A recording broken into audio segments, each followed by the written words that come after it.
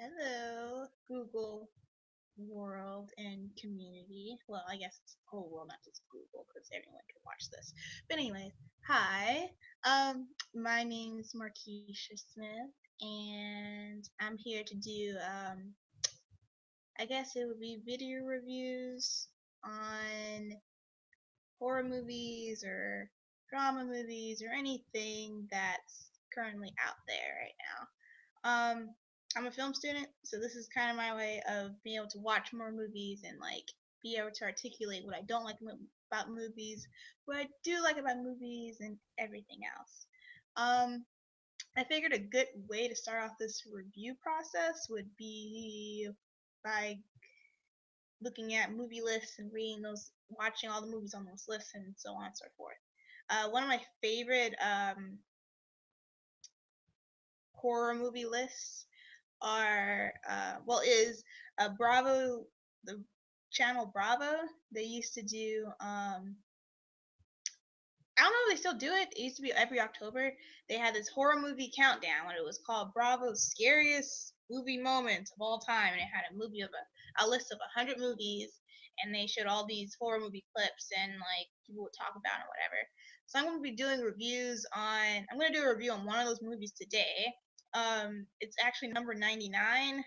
Um, number 100 was 28 Days Later, which I currently don't have. I'm going to be getting it on Netflix soon. So you guys look out for that one. But today I'm going to be doing a review on the movie Creepshow. Um, Creepshow.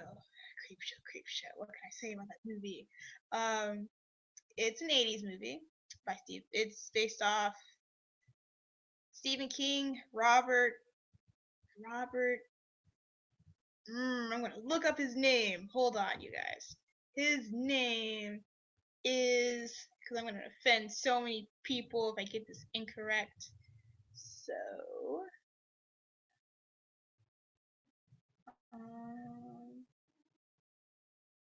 feel like I just butchered his name too. It's like ridiculous. But anyways, the movie was made in the 80s, and it's basically an anthology series. So it has like different stories in one movie. So each story is about like 20 minutes or so, and each of them is like has a horror feel to it and a different story and a different setup or whatever. George Romero, there's his name, George Romero. And George Romero made Night of the Living Dead, Day of the Dead, all those. He basically started like all of the zombie movies, which is pretty awesome. Anyways, yeah, I watched Creepshow when I was a kid.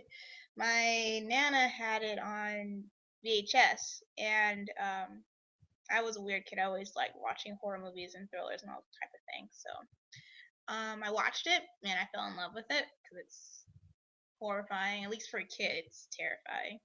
Um, and it's pretty good. The clip that they actually showed in the countdown was from the last story in that movie, which is called "They're Creeping Up on You," and it's about this guy. He's really rich. He's a rich guy in New York, and he's a germaphobe, and he's also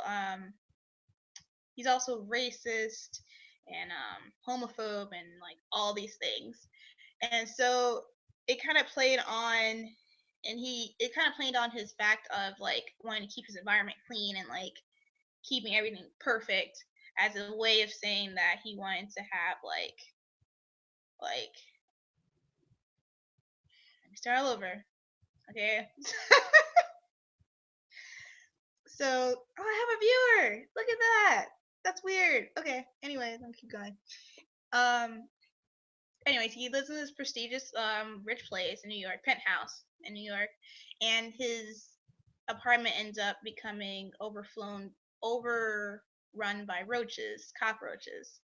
And the cockroach was kind of a metaphor of the people that he felt that were infesting the city, like black people and like all these minorities and stuff, because he had a big thing against minorities. So it was a cool little metaphor. And so like the whole short film is about him, I guess, trying to escape the roaches, like find a way. But it was also weird because how like the whole movie, you're like, why don't you just leave your apartment? Like, why are you still here? And that like I just figured that out like growing up. I didn't think of that when you're younger. Whatever. Um, but yeah, he stays in the apartment the whole time, and eventually it doesn't end up well for him. Basically, it's really bad.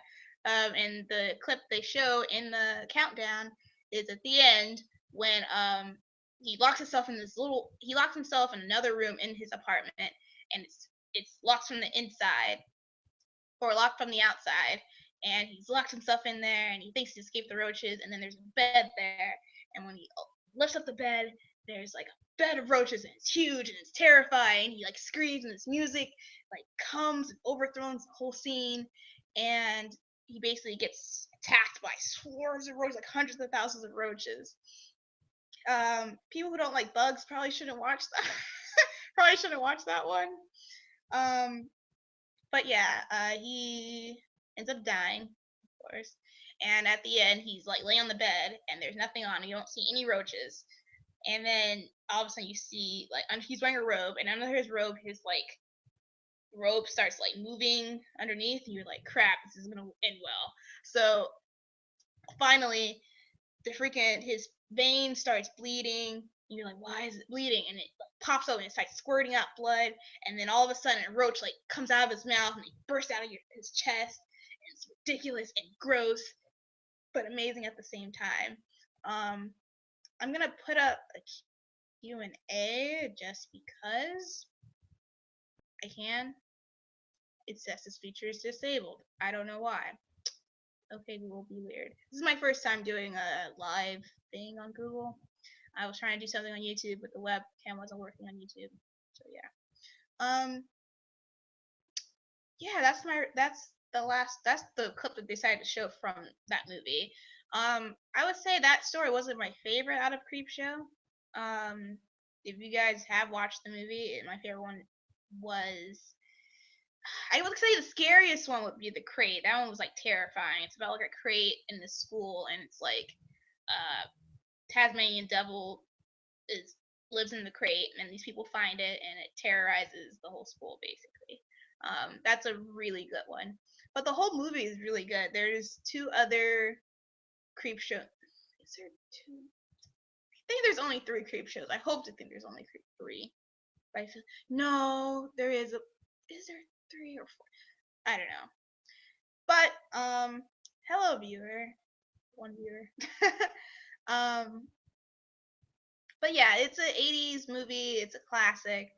If you like Stephen King movies, I would say this is one of his better ones when it comes to horror. I'm very iffy with Stephen King. I love Stephen King, but sometimes movies are like, I don't know. Just because of the time period it was made in it, and the effects weren't that good, or so on, or whatever.